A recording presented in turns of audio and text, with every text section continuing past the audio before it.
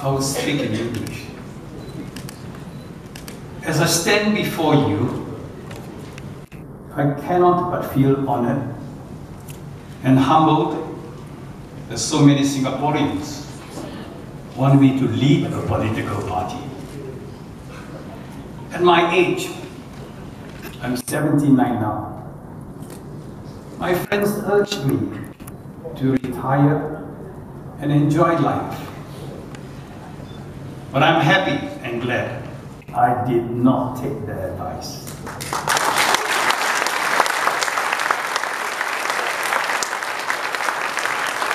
I chose this option because I believe I'm able to do something for the country.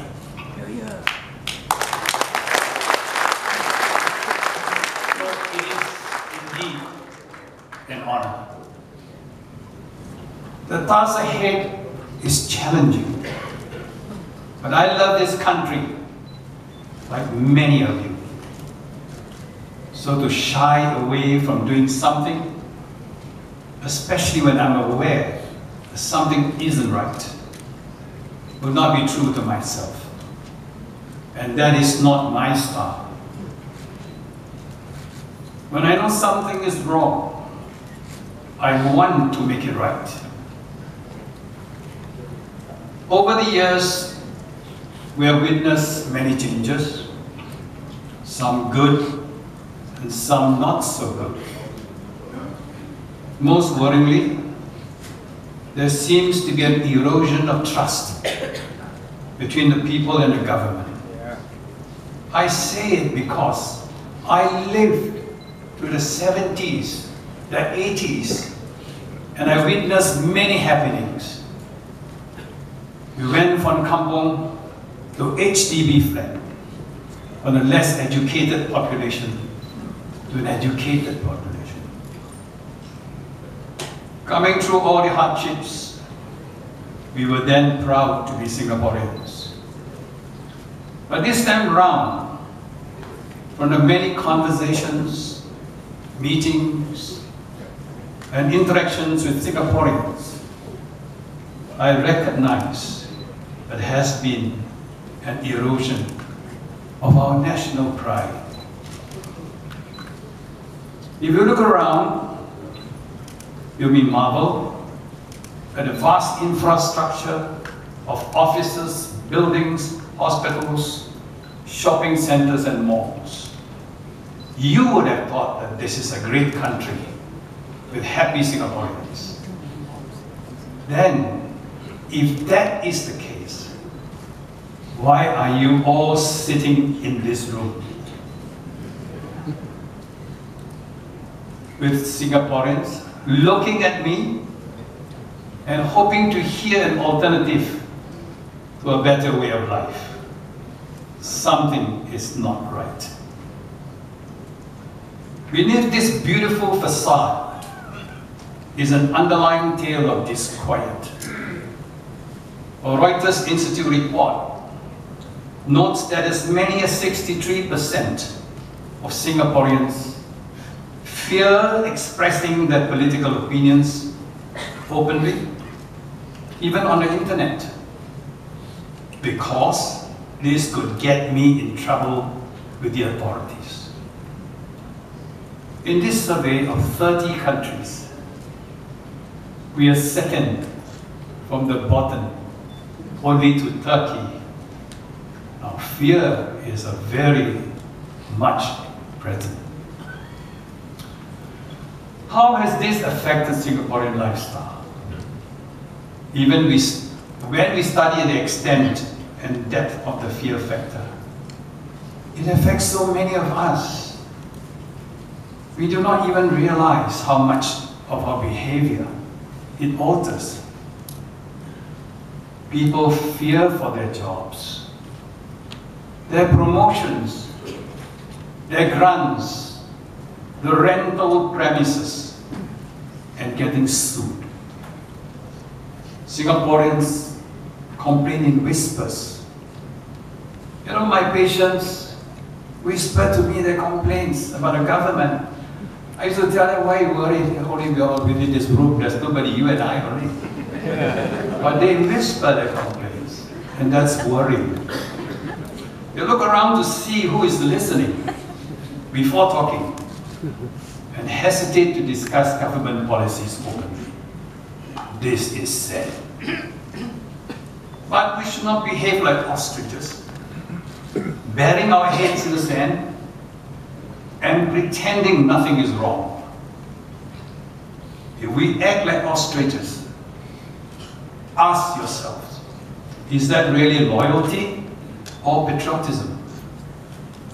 Speaking up is not ingratitude or betrayal. Lee Kuan Yew made it clear when he asked me to join him, to join his party. And he said, when I told him I was not enamored with the PAP, he said, I don't want yes men. He said, so I joined him. And I did not hesitate to speak when I disagree. Singapore is not best served by our silence. So what is it that has gotten so many people upset? What has created doubt about the future of Singapore? I spoke of this in my recent press conference last week, and I want to emphasize it again. The style of government has changed. The processes of government has gone astray because there has been an erosion of the three pillars of good governance, namely transparency, independence, and accountability. Three very important pillars of governance. I have already given examples of appointments to top government jobs. Should these top appointments be to people related to cabinet, for example? It's never a question of, are they able to do the job? It's always a question of, should they be appointed? Seeds of doubt are sown, and mistrust and resentment breeds. The government has chosen to respond to these grumbles with simple denials. Ask yourself if any of your PAP MPs has spoken up on these three very important pillars of trust. They have not. They are not listening. Now, because of these people have doubts about the government, and the ability to trust the government is badly shaken. Singaporeans feel anxious and concerned for their jobs, our health, our children, our retirement, even our homes. We cannot allow this current style of managing the country to go unchallenged. Let us step up to ensure we do not continue this way, and there are alternatives to serve Singapore and Singaporeans better. So what is the Singapore that we want to see? We want to see our young people filled with hope, purpose, and well connected to a country they feel rooted to. There is much we can give to Singapore. They must feel that they belong here, a sense of home. If you feel a stranger in your own home or unwelcome, you will take your talent, your dreams elsewhere. How can we engage our youth and show them they are valued, our precious resource? To begin with, we must include them in our plan of progress. Allow those 18 and above to vote in our general election.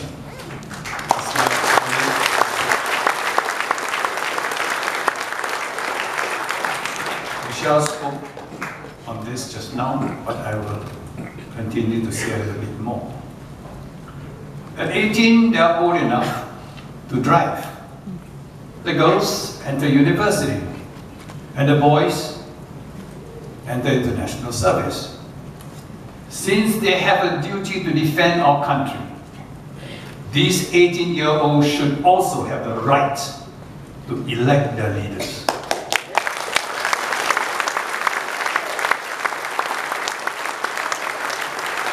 They are mature enough to take on the responsibility of active citizenry, to understand policies, and to vote for the government they want. This is the voting age of most countries around the world, in all of the other ASEAN countries. We have heard it said that the young are apolitical, not interested. I have not found that to be really true. But of course, it will mean more to them if they are a part of our democratic process. So we must allow voting by the age of 18 years old.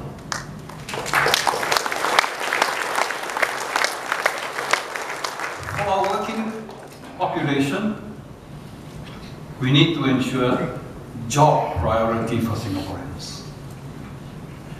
PSP will call for a review of the India-Singapore Comprehensive Economic Cooperation Agreement.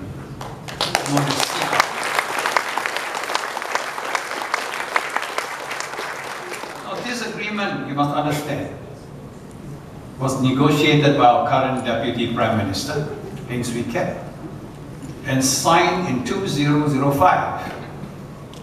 Among the terms of CECA, allowed the free movement of professionals in 127 sectors to enter and work in Singapore. This has brought a lot of unhappiness with Singaporean PMETs who feel vulnerable in their jobs and are anxious for the future. We need the government to publish a balance sheet for CECA to show how Singapore and Singaporeans have benefited from this agreement. How many local jobs have gone to Indian professionals and how many Singaporeans have gone to India? We need accountability.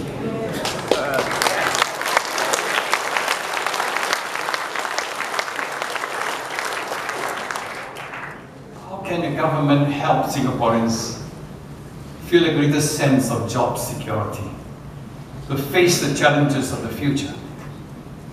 Besides reconsidering the current foreign workers policies, we suggest that more in-depth training be linked to jobs, so that after completing the training programs, trainees are matched with secure job efforts. For vocational workers, their wages must reflect the skills and difficulty of labor. To be skilled at a craft should be accepted as an alternative path of success. The government should not just be focused on growing the GDP. We must also create a good, workable business environment for investor confidence and support our SMEs to do business well. Their successes contribute greatly to the economy. We should do more to support our SMEs and homegrown companies. For example, preferences must be given to our local companies when awarding government contracts.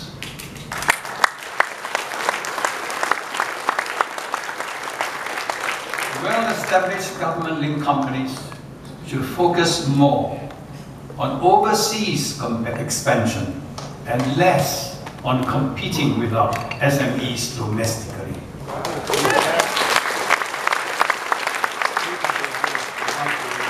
In addition, Singaporean companies must help one another as Team Singapore instead of competing when overseas.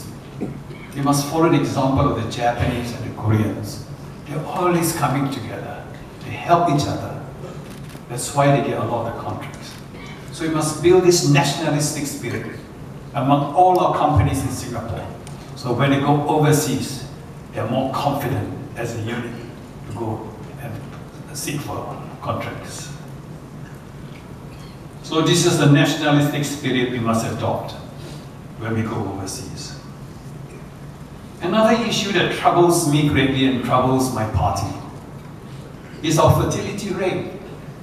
We're now with a low of 1.16. This is a serious matter. We have tried addressing this with money, and it has not worked. The fertility rate continues to fall. We need to study this with a new mindset and have the political will to do what is necessary. It entails an all-round look at all the aspects of our lives, from housing cost to design. You know, your house, your flats must be designed in a way conducive for our family. So never stick to one formula. We must always think of change, if we need to.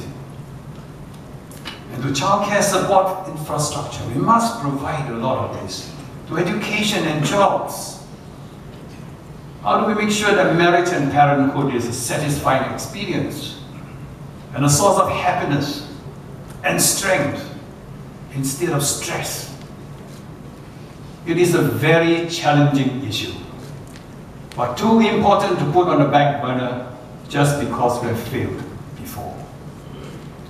We must look at this fertility rate issue proper well, or else there will be no more Singaporeans left in time to come. So you better work hard. On our elderly, one of our concerns is our aging population. Now, based on the United Nations projection, our population size will reach 6.58 million by 2050. Don't think 2050 is very far. Actually, very near, you know. Of this 6.58 million, a staggering 47% of our population will be 65 years and above. In other words, 1 in 2 of you will be old people in 2050. Now that is a big problem. So we must start planning for this. And PSP will seriously look into this. We must make sure that when our old age, let them age well. We don't want them to age sick. You know, it's very terrible when they're old and sick and no money. It is something we must never allow.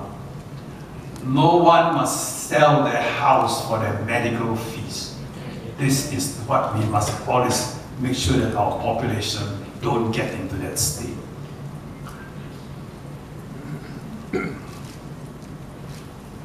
But healthcare, as you all know, is a real concern for every one of you. And we need to take a very honest, hard look at our current healthcare delivery system. We cannot treat aging in isolation.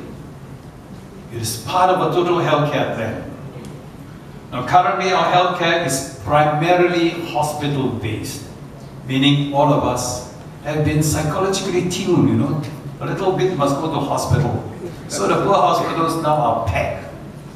But I think that is because our initial plan was hospital-based planning. It's an expensive system. And I knew when I was in Parliament, I pointed out to them, you move in this direction, it's going to cost a lot of money. So the next option is we must move to the other side, where we take care of you outside hospital. We must have a special program, a primary health care program, to take care of you so that you are all well, you will set up a whole complement of institutions outside hospital to help you to stay healthy and well. And that is less expensive So that is the direction that PSP will want to move. We want to move into. Now, but this requires a shift in funding from hospital-based healthcare funding, which during my time was about 70%, and that scares me. Because you only got 30% for your primary health care, your preventive health care, but there's a big chunk. And that's where prevention is so important, but unfortunately, I couldn't convince them. Primary health care is more affordable and will have a deeper reach into the community. This, however, will require a mindset change and a strong political will to make this important change. Now, at the end of the day, people want to build a good Singapore with a trusted political system, And this involves the grounding of our processes of governance on the 3 pillars that I keep on telling you all. Because transparency is so important, independence is so important, accountability is so important. That's what makes a strong government. Anyone can challenge you, but you have all these 3 fundamentals in place, you are in good shape. If these 3 pillars are in place, we will have a government that you can trust. It will not be personality-based. It will be a robust and resilient system of governance. Now we need to rebuild trust and increase confidence that people and country matter most in our policy decisions. I want at this point to clarify something I said at a press conference last week. In reply to a reporter who asked about my succession plan, I said that one of my greatest fears was that if I were no longer around, would PSP collapse? Would there be no more PSP? That fear was one of the considerations that held me back from forming a political party. There's a genuine fear on my part. But what has since happened is that many men and women came forward to join me. They wanted to build a stronger Singapore. They convinced me to come back, and their presence gave me hope and confidence.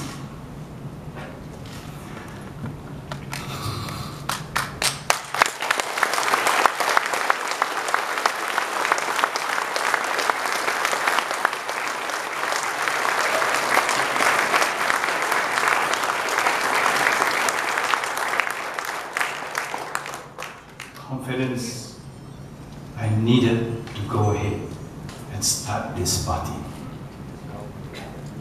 It is the commitment and courage that made it possible for this launch to take place today. I realized I need not fear anymore. Look at all this. They're all done by young people.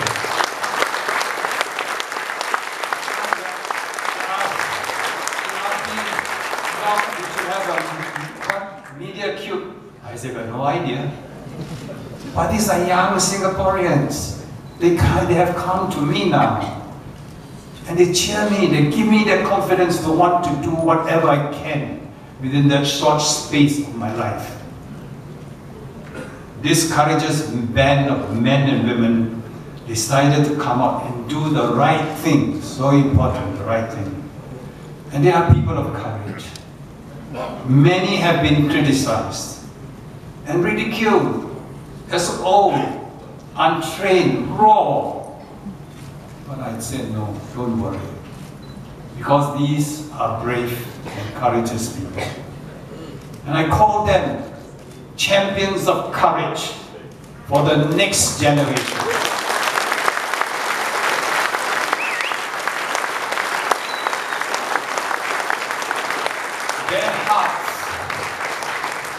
hearts are in the right place.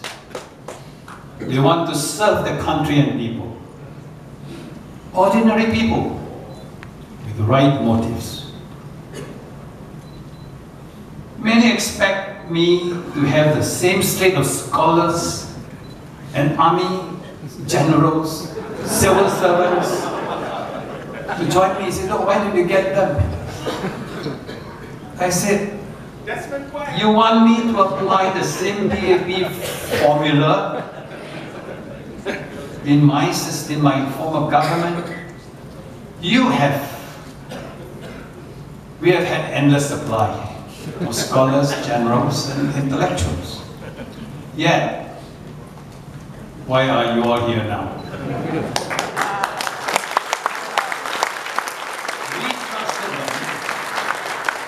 We trusted them to do the right thing, right? That's right. We thought they were very bright people, intellectuals. Yet the outcome has led to a deep unhappiness and dissatisfaction. We need to have a mindset change. If you want me to change, you all must change.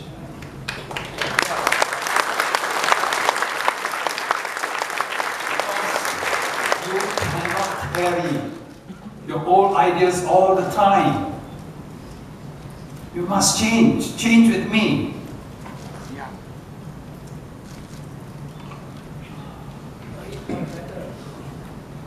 We need a mindset change. Now, government needs to include a wide variety of people from all walks of life to represent all of us. We have to look beyond paper qualifications and look at the heart. Don't let others tell you that because you don't have the paper qualifications and scholarships that you can't do it. I'm telling you today, you can do it.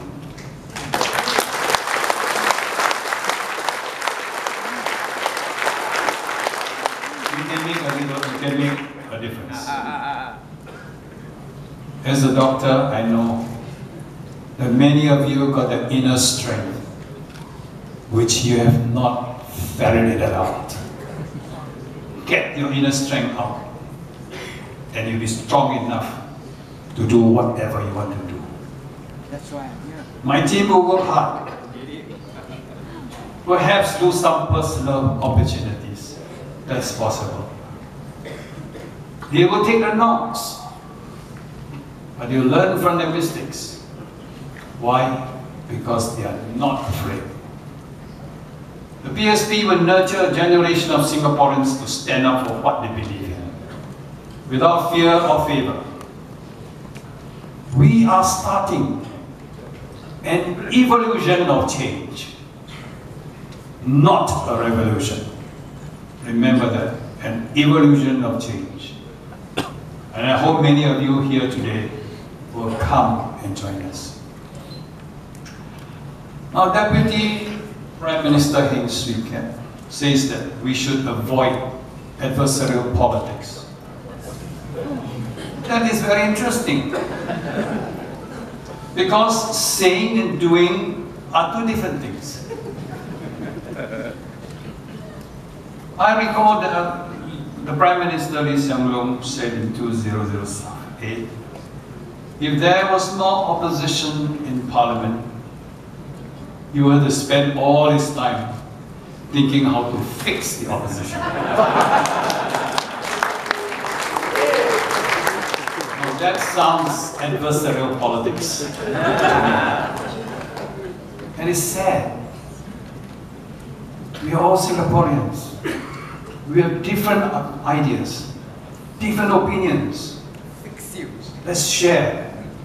Because in any debate, if we debate it well, the best will come out for the country.